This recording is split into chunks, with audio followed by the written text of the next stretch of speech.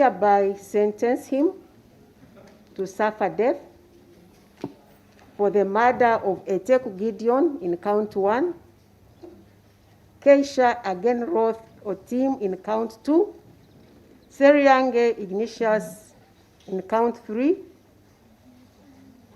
and Odeke Rayan in count 4 in a manner authorized by law.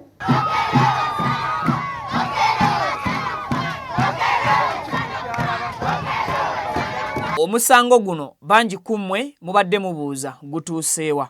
Egimu ku misango egyasinzirwako kuwa Christopher Okello Nyumu ebibonerezo kwe kwali omusango gw'okutta. Olw'ensonga eyo nsindika Okello Christopher Nyumu ku kibonerezo ekyakalabba olw'okutta abaana bano. Omusango ogusooka Oteku, owokubiri Keisha, omusango gwokusatu Seriange Ignatius ne Odeke mu ngeri eragirwa mu mateeka. Kakati bangi nga bamaze okuwa Christopher Okello ekibonerezo eky'okugenda kalabba okuttibwa baasanyuka era buli muntu n'atandika okubeera nga yeesunga okulaba ddi Christopher Okello Nyumu lwagenda okuttibwa. Abalala ne batandika n'okuba nga bafuna suggestions oba ebirowoozo wawe baba battira Okello era ne plaani zaabwe ne batandika okuba nga bazikuba. Naye olunaku olwaleero Okello Christopher Nyumu ekiriwo kye kino.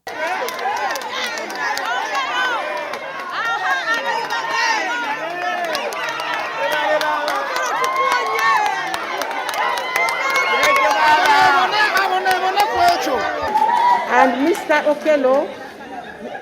Okello, you have a right of appeal. You have a right of appeal against the conviction of this court, both the conviction and the sentence.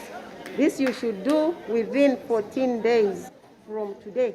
Singa omuntu abeera atwaliddwa attibwe oba aweereddwa ekibonerezo ky'okuttibwa agaana okuttibwa mu bbanga lya myaka 3, ekibonerezo ekyo eky'okugenda kalabba kikyuka ne kifuuka ekibonerezo eky'okubanga agenda kusibwa mayisa.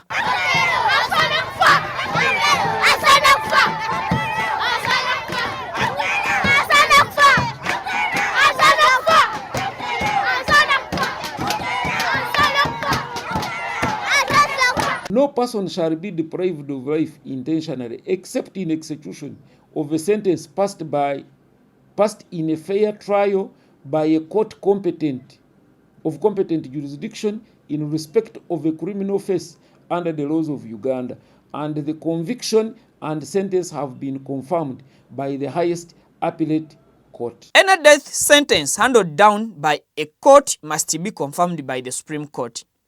Furthermore, under Article 121 of the Uganda Constitution, a death sentence can only be carried out if the execution is ordered by the president. The state must appeal for him. Even the trial, every high court trial, there must be a lawyer.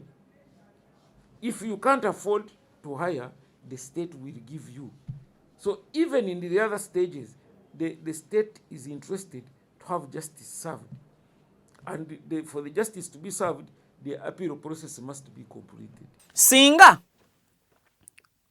Uganda Law Society teyakwata kkubo kugenda mu Court of Appeal kuwandiika oba kuteekayo appeal ku lwa Christopher Okello Nyumu, kyali kikakata still ku government either okwongera okusasula kanso kumbuga oba okumufunira bannamateeka abalala okusobola okumukolera appeal, oba ye nga Christopher Okello Nyumu okwevaamu ebisale n'asasula bannamateeka bamukolere appeal. Ekitaasoboka ku kanso kumbuga wa government oba client nga client Okello Christopher okwefunira bannamateeka. So Uganda Law Society yeeteeka mu ddene mu expenses zaayo neeyimirirawo kulwa Christopher Okello Nyumu okusobola okumukolera appeal mu kooti eyo. The whole idea is there is a delay so that something could come out. We had an incident of Mpaji from I think Busoga Kamuli, who it was alleged he killed his friend, kidnapped and killed his friend. but they never saw the body. After 17 years in prison before hanging, then the other one will surface. If a confirmed death sentence is not carried out within 3 years by the executive branch, it is automatically commuted to life imprisonment. Confirmation and presidential mercy. Any death sentence handed down by a court must be confirmed by the Supreme Court.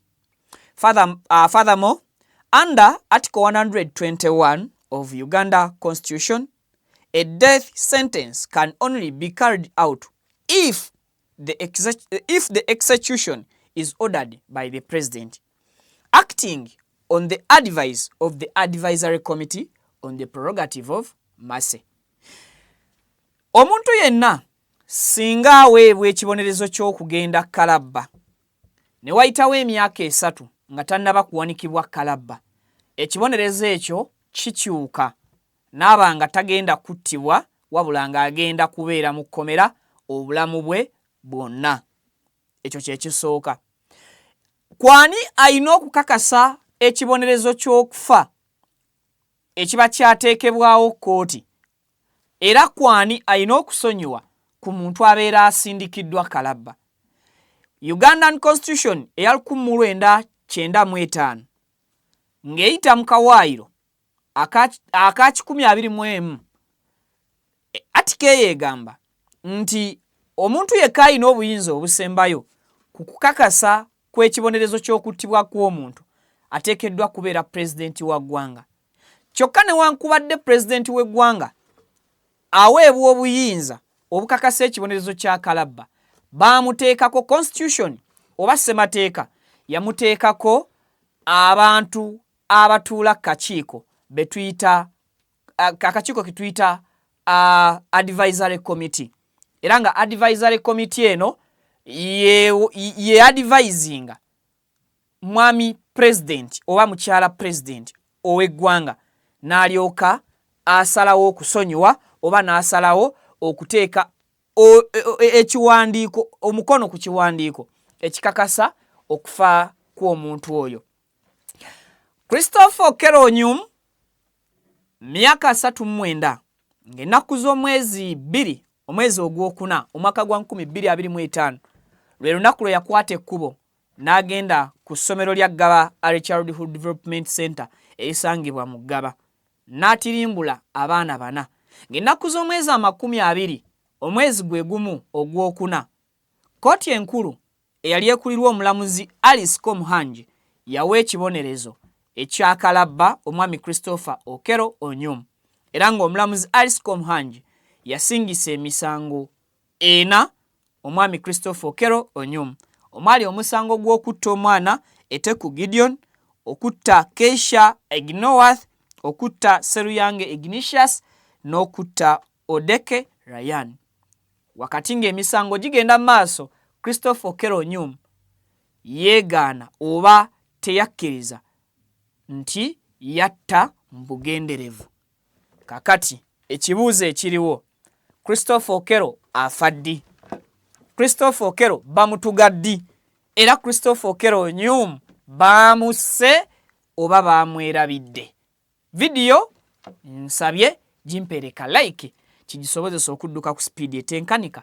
Bw'oba tetwegattangako subscribinga ku Mukutu Vic Exclusive osobole okufuna buli kimu ekigenda maaso ate nga mawulire tugakuweerawo. Kakati kino kye kiriwo ku musango gwa Christopher Okello Onyum. Okello Christopher Onyum tagenda kuttibwa mu kiseera kino, era nga chances oba emikisa gye egy'okusimatuka akalabba agenda okuweereza emyaka 50 mu kkomera mingi okusinga akalabba ke. Oyinda kubuuza kijja kitya era kigenda soboka kitya? Zino ze zimu ku ezo ensonga ze tubadde tulondoola era bwe tuti bwe tuzudde byogenda okutegeera. Ekibiina ekitaba balooya mu ggwanga Uganda ekimanyiddwa nga Uganda Law Society kyagenda maaso n'okuwandiikira kkooti ejulirwamu gye tuyita Court of Appeal nga bagiwandiikira bagitegeeza ku nsonga za Okello Christopher Onyum era nga baakola ne apiiru ku lwa Christopher Okello Onyum.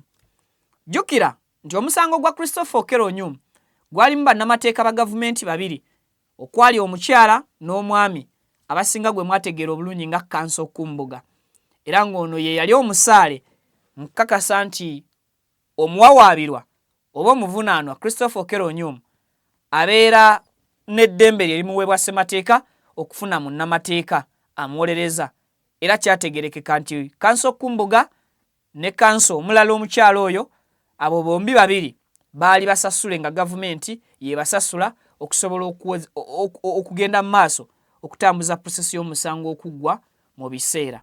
Okujjukiza omusango gwa Okello Christopher Onyum gwatambulira ku ground yaddiza omusango mu kye twatuuma mobile court era nga kwolwo mobile court lwe yatongozebwa mwami president lwe yasalawo n'agamba nti ke kaseera emisango egimu mugiwezesenga ku ground gibeera gyaddizibwa okwewala omujjuzo mu makooti n'okusobola okwanguya emisango n'okusobola okusatisfyinza oba okugatta oluganda wakati w'abantu ne kkooti ne bannansi okufuna awareness ku butya bwe basobola okwewala emisango na butya bwe basobola oba oliawo okutegeera emisango mu kkooti bwe gikola ki bwe gibeera gitambula. Kakati eyo nga nkugjeeyo baloya ba Uganda Law Society abakulirwa omwami Ssemakadde atali mu ggwanga Uganda kakati banna abali wano ku ground be bawandiikira Court of Appeal. Court of Appeal mu kiseera kino tennaba kubeera ng'ebaddamu. Ekiriwo kyeki singa Uganda Law Society teyakwata kkubo kugenda mu Court of Appeal kuwandiika oba kuteekayo appeal ku lwa Christopher Okello Onyum kyali kikakata still ku gavumenti either okwongera okusasula Kanso Kumbuga oba okumufunira bannamateeka abalala okusobola okumukolera appeal oba ye nga Christopher Okello Onyum okwevaamu ebisale n'asasula bannamateeka bamukolere appeal. Ekitaasoboka ku Kanso Kumbuga wa gavumenti oba client nga client Okello Christopher okwefunira bannamateeka. So Uganda Law Society yeeteeka mu ddene mu expenses zaayo neeyimirirawo ku lwa Christopher Okello Onyum okusobola okumukolera appeal mu kkooti eyo. Kakati ekirindiriddwa mu kiseera kino ye Court of Appeal okuddamu ebbaluwa oba okuddamu appeal ya Uganda Law Society. Court of Appeal bw'enaaba emaze okuddamu ebbaluwa ya Uganda Law Society then ate nayo egikwate egiweereze kooti enkulu gye tuyita High Court. Jjukira High Court ye yasalira Christopher Okello omusango oba ekibonerezo ekyakalabba. Kati High Court ekigikomesezaawo ebbaluwa okuva mu Court of Appeal. Court of Appeal kwe kukakasa nti ekibonerezo ekyaweebwa Christopher Okello Onyum tekirinaamu koona oba tekirinaamu mbavu kyali kimugwana.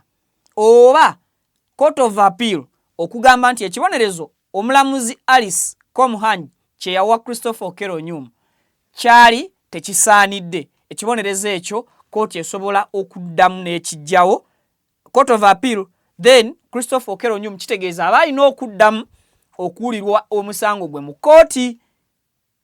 Oba tutegeeregese tutegeerekese lwe luganda olutuufu mukitegedde oba nkibaddiremu. Okay, naali ku kamera takitegedde. Uganda Law Society yawandiikira Court of Appeal. Court of Appeal bw'enaaba emaze okwekenneenya ebbaluwa oba ensonga ezaalambikibwa Uganda Law Society abaaliwo ku lwa Christopher kati betusobola otwala nga bannamateeka aba Christopher Okello Onyum. Court of Appeal ejja kuddamu okusalawo kwayo kwonna kw'enaaba ekoze ewandiikire High Court. High Court eyasala ekibonerezo oba eyavaamu omulamuzi eyasala ki ekibonerezo ekyakalabba eri Christopher Okello Onyum. Kati kooti eyo enkulu nga Court of Appeal oba kooti ejulirwamu ng'ebategeeza nti ekibonerezo kye mwawa Christopher Okello Onyumu ekyakalabba kimugwanidde. Ndoza kati awo ntegedde. Oba kooti ejulirwamu Court of Appeal ng'ewandiikira kooti enkulu ng'egitegeeza nti ekibonerezo kye mwawa Christopher Okello Onyumu kyali tekikola ki? Tekigwanidde. Era kooti singa egamba nti ekibonerezo kya akalabba ku Okello kyali tekigwanidde, kitegeeza kooti enkulu eyawa ekibonerezo Okello Onyumu eba yakuddamu okwekenneenya obujulizi bwonna obwakozesebwa mu musango, okuddamu oba oliawo okutambuza bupya omusango gwani gwa Okello Christopher Onyumu. Naye singa Court of Appeal oba kooti ejulirwamu ekakasa nti ekibonerezo ekyaweebwa Christopher Okello Onyumu ekyakalabba tekyali na buzibu, kyali kimugwanidde, kitegeeza kooti enkulu ekiwandiiko Court of Appeal kyegiwa, kooti eno enkulu ebeera erina okukitwala ewa pulezidenti. Kati kooti enkulu bwetwala ekiwandiiko ewa Pulezidenti Museveni olwaleero, Pulezidenti Museveni alina okutuula ne yeekenneenya n'akola okusalawo naye si ye ng'omuntu. Pulezidenti Museveni wakwataganira ne kiri kye twayise Advisory Committee. Advisory Committee eyo etuulako abantu 7. Be baani? Kansooke nkulage article eya 121 eya Constitution y'eggwanga Uganda 1995 kyegamba. Article egamba bweti nti Constitution of Uganda establishes the Advisory Committee on the prerogative of mercy. This committee advises the President of the exercise on the exercise of the prerogative of mercy, which allows the President to grant pardons, commute sentences, or respite the execution of punishments for convicted individuals. Mucho. Akakiiko kano ka Advisory Committee akaliwo mu mateeka ke kawabula President okuwa ekisonyiwo omuntu oyo abeera asingisiddwa omusango, oyo ali convicted, oba okutta. Naye si kusalawo kwa President Museveni ng'omuntu nti akedde ku makya olw'okuba ekiwandiiko kya High Court akirabaawo ekiriko ekibonerezo kya kalabba n'amala gasayiningako. Si bwe biri. Agenda kusooka kuyita mu kakiiko kali aka Advisory Committee. Advisory Committee ekivaayo President kyasayiningako. Kati ndowooza tutegeerekese bulungi. Kati ku committee eno baani abalina okubeera nga batuula ku committee? Kati nga maze okuwa obuyinza obusembayo oba kale tugambe obuddirira obusembayo naye nga bukulu nnyo n'okusinga asayininga obusayininzi. Advisory Committee eno etuulako chairperson waayo nga yabeera Attorney General of Uganda. Attorney General of Uganda luli we basalidde omusango guno abadde Kiyowa Kiwanuka ndowooza. Kati yakyusa okusinziira ku cabinet ya mwami Museveni. Attorney General Saabalamuzi ye Flavian ndowooza. Bwe mba seerabidde, I stand to be corrected. Kakati ku Advisory Committee eno ne kutuulako ne ba members abalala 6, 6 prominent citizens of Uganda who are directly appointed by the President. Nti abantu bano abalala ng'ogyeko Attorney General tufuna abantu abalala 6 naye ng'abantu bano 6 balondebwa oba balondebwayo President w'eggwanga. Abantu bano balina okubeera oba qualifications ez'abantu bano balina okubeera nga tobeerangako mubaka wa Parliament, tobeerangako member mu Uganda Law Society. A person is not qualified to be a member of the committee. Bebano toyina kubanga wali obaddeko omubaka wa Parliament, toyina kubeera nga wali obaddeko member mu Uganda Law Society, oba toyina kubanga wali obaddeko member of district council ku lukiiko lwonna olwa district. Akina nali mbaddeko LC5 chairperson, nali mbaddeko councillor, gwe tokkirizibwa kubeera ku lukiiko luno. Nali mbaddeko member wa parliament egindi oba egindi tokkirizibwa kubeera ku lukiiko luno. Nali mbaddeko munnamateeka nga ndi under Uganda Law Society, awo naawe tokkirizibwa kubeera ku advisory committee. Kakati ebyo nga tubitegedde, Mwami Museveni advisory committee eno bwemala okumuwa amagezi yasayininga nti staju Okello Onyum genda ku Kalabba oba Okello Christopher nkusonyiye. Wabula singa advisory committee eno egenda maaso n'okubanga yawabula president kuttibwa kwono oba kusonyiwa kwono ali convicted, katugeze Christopher Okello mu case gye tuliko, Mwami Museveni n'abeera n'ekiwandiiko nga tannakiteekako omukono okumala emyaka 3, oba kale tugambe ali bize, oba kale tugambe tannafuna morale esayininga ku lupapula olwo, kitegeeza emyaka 3 bwe giggwako President Museveni aba takyalina buyinza butta Christopher Okello mu mateeka.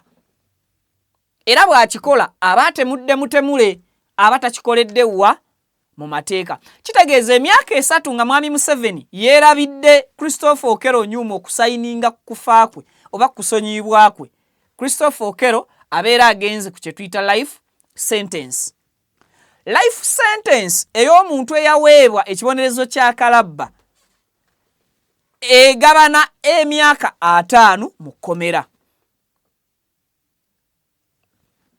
Muniikiridde amatu. Omuntu singa bakuwa ekibonerezo kya Kalabba emyaka 3 ne giggwako nga tebakusayiningidde kufa oba nga tebakusayiningidde kuttibwa, obeera tokyali mu prison ng'olindiridde kufa, obeera oli mu prison ng'osibiddwa mayisa, naye amayisa g'obeera osibiddwa gabeera ga myaka 50. Kakati Christopher Okello Onyum singa emyaka 3 giggwako nga Mwami Museveni ne advisory committee ekulirwa Anthony General tebannaba kubeera ng'oba oli awo basayiningira okufa kwe, agenda kusavinga emyaka 50 mu nkomyo. N'ekino kikulu era tukitegeere, singa obeera omaze okusalirwa ekibonerezo ekya Kalabba nga Christopher Okello bw'ali, wabula n'ofiira mu kkomera nga ne president yakusayiningira Kalabba, kiki ekituukawo? Singa obeera ofiiridde eruzira ng'oli ku kibonerezo kya Kalabba oba mu kkomera lyonna, abantu bo tebakkirizibwa kukusemberera, kukukaabira mu maaso g'omulambo oba okutegeera ne kukufaako, kubanga oba oli gavumenti property. Abavunaanyizibwa okuziikako si kugamba nti toziikibwa, oziikibwa, naye abateekeddwa okukuziika mu mateeka ye OC owa prison ne DPC. Abo be bantu babiti bibiri abakkirizibwa okusemberera amaziika go.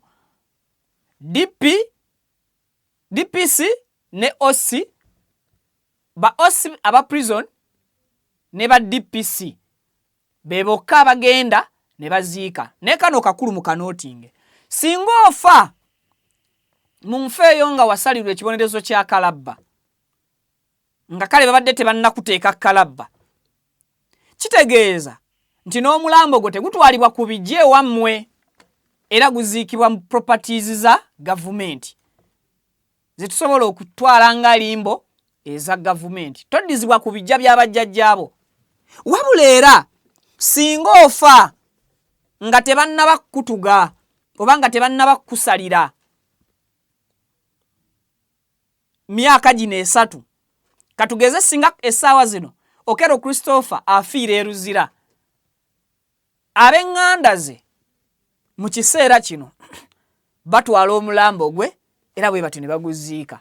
Lwaki? Kubanga ekibonerezo ekyamuweebwa kooti tekinnaba kubeera nga kikakasibwa president ne advisory committee. Kitegeeza nti akyaliyo ng'ali mu kusavinga life sentence, so singa omuntu ali kugwaki kugwa kalabba. Akalabba kakakasibwa mulundi gumu nga omukono guteereddwa ku kiwandiiko ng'era gutaddeko ye mwami president oba mukyala president. Kakati Christopher Okello takola ekigenyi n'afa ng'emyaka 3 teginnaggwako, ne tutamanyi oba agenda kuziikibwa waabwe ab'eŋŋanda zaabwe okukola olumbe oba ki. Ate era tetusaba Christopher Okello kufa mu myaka gino 3 nga mwami Museveni tetunnakakasa nti anaamutta oba taakola ki oba taamutte. Ndowoozaako nako nkannyonnyodde bulungi. Then lwaki bakonvatinga emyaka 5 ate nga baali bakuwa kalabba, ate nga wali ogambye life sentence? Ensonga lwaki bakonvatinga emyaka 50 nti obuzito bw'ekibonerezo eky'okufa bubalibwa oba bukonvatingibwa ne bwenkanankana n'obuzito bw'emyaka 5 obutaliiko ddembe lyo. Kati ndowooza nakyo mukitegedde. Obuzito bw'okufa bukalikyuletingibwa oba bukonvatingibwa mu buzito bw'okuba nga tolina ddembe lyo okumala emyaka 5. Wabula era mu myaka 5 egyo obeera toli mu basibe bano abalala, singa oba wajjira ku kalabba death sentence, osigala emyaka egyo 5 ogisavingira mu kasenge kali ke bayita condemn. Abajjukire obulungi emboozi eyo eyatuweebwa omwami Ali Mustafa era ne confirmingibwa Frank Baine, omwogezi w'ekitongole ky'amakomera, nti obeera osavingira mu community y'abali abagenda okukola ki okufa, kubanga ye layini gye wakola ki gye wajjiramu. Era essaawa zino Okello Christopher Onyum ali mu condemn oba ali mu sector. Ekkomera liri mu sector nga bolaba, waliwo abali mu upper, waliwo abali eno mu balala. Bali abalina emisango egya naggomola bwe babasibira, naawe omubbi w'akakoko siwe bakola ki siwe bakusibira. So ekkomera lirimu emitendera. Essaawa zino Christopher Okello Onyum gyali talaba ku njuba, Christopher Okello Onyum gyali talima, Christopher Okello Onyum gyali talabwa abagenyi physically. Abagenyi bw'aba waakubalaba bakoma ku glass ate bakuyisa mu busenge obuwera obusatu okusobola okutuuka obutuusi Christopher waakola ki waggalirwa. Okulya, okunywa, okweyamba, okusaba oba okusinza byonna bibeereyo mu kasenge akayitibwa condemn oba section eyo eyitibwa condemn. Essaawa zino abaali basumattuse condemn bakugamba nti oba oli awo osobola okwejjusa n'ogamba singa banzite enkya. Eyo yembeera Christopher Okello Onyum gyakola ki gyalimu essaawa za kaakati. Then ekirala kye twetaaga okubeera nga tumanya, abazadde abaafiirwako abaana bano mu kaseera kano, nkiwa nti omusango gwa Christopher Okello Onyum gubongera ziga. Abo bonna abaali concerned ku musango nga bagugoberera, abaali attached n'abaana bano abana abattibwa mu kaseera kano, bwe bawulira stories nga zino beewuunya era emitima gibennyika, kubanga essuubi ly'okufa kwa Okello ku lwa justice y'abaana bano, essuubi eryo likola ki likendeera. Njagala okuba akafaananyi ku ebyo ebiwuuba President Museveni olwaleero mu Uganda, obanga ddala kituufu asobola okusayiningira Christopher Okello Onyum nti attibwe. 2. Court of Appeal okuva lwe baagiwandiikira, guno omusango baagusala ng'ennaku z'omwezi 2 omwezi gw'okuna, tuli mu mwezi gwa 6 olwaleero. Ennaku z'omwezi zizo ziri 8, naye Uganda Law Society yawandiikira Court of Appeal nga twakayingira omwezi gw'okutaano. Court of Appeal kigitwalira ennaku 14 okusobola okuba nti esalawo ku nsonga z'Okello. No. Oluvannyuma lw'Okello wayitawo ennaku 14 ne mukola appeal oba ez'okukoleramu appeal. After ennaku ezo 14 wayitawo omwezi mulamba z'ennaku 3 Court of Appeal okuddamu okusaba kwa bannamateeka b'oyo ali convicted. Oba kati essaawa zino Court of Appeal tulinze ennaku 3 okuggwayo. Kakati ennaku 3 zaaweddeko. Court of Appeal tennaba kubeera nga eddamu obanga ekibonerezo kya Christopher Okello Onyumu kyaliwo mbukyamu oba kyaliwo mu butuufu. Why? Uganda Law Society ekyali ku pending. Tennaba kufuna kukakasibwa kwa kusaba kwabwe okwa client Christopher Okello Onyumu kwe bakola ki? Kwe baateekayo.